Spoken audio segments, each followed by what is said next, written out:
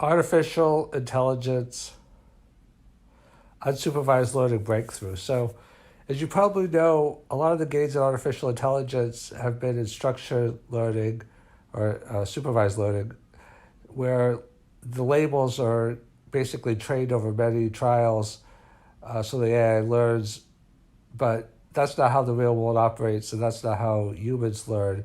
Humans learn by just being thrust into the environment without labels and just doing trial and error learning, observational learning.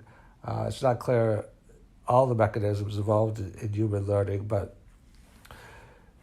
it's generally thought that for AI to develop more generalized intelligence as opposed to just narrow intelligence, that it's going to have to learn how to better do unsupervised learning, because supervised learning, there's just too many variables. I mean, they say a car would have to drive off a cliff, the self-autonomous car, 10,000 times before it learns to drive successfully, not off a cliff.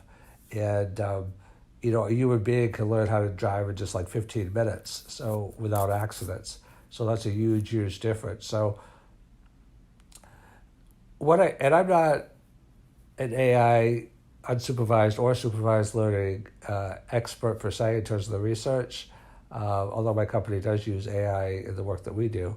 But one idea I had, which might sound a little strange, but I think is interesting, is what if AI could interact physically in the real world to a greater degree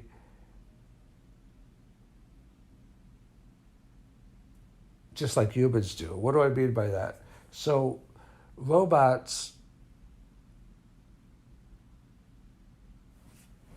exist in the world, but usually they're physically constrained because it could be dangerous. But what if you could develop an innocuous robot that could just kind of roam the world like a human being does?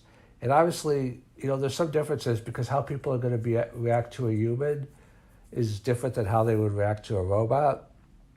But what if the robot was very lifelike? Or what if other conditions could be met such that, robots were interacted with in more human-like ways? I mean, this is kind of out-of-the-box thinking, but, it would be interesting to see, because if the robot was in a more unstructured environment and had more human-like responses to its behaviors, then you could see what was gained and what was missing.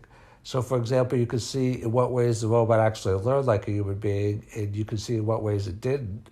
And from the things that are lacking, you could try to figure out what is necessary to facilitate those conditions that are lacking. So I think that now you could also use simulations, because like I just did a podcast where I talked about simulations and the benefits of that for artificial intelligence training. And one benefit, obviously, is you could do many more trials in simulation, and you could also vary things in simulations that you might not be able to do in the real world.